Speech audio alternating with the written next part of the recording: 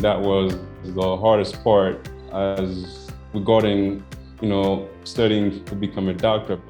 You have less time when you are going into the college. You have different subjects going on, and you have less time to focus when you are back to home because you are already tired. You really have to give up a lot of other things, because you just have to go. You're going to have to sit and study for long hours for many years. That you can't waste a single day in med school. And I was trying to figure out, how do I capitalize sitting at home doing something? Where do I start? What do I do? So when I found out OnlineMedEd, I was like, wow, everything's here. So I just need to go through everything, and I think I'm pretty set.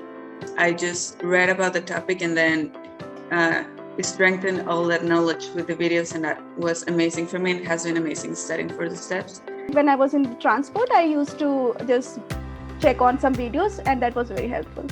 So yeah, it just reduces the time and effort needed to study and prepare for the exam. Just seeing the time limit is how concise and short they are.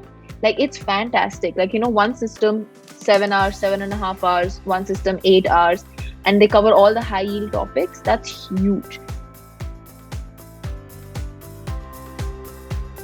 You belong here. You are good enough. You got this. You got this. You got this. You got this. You got this. You got this.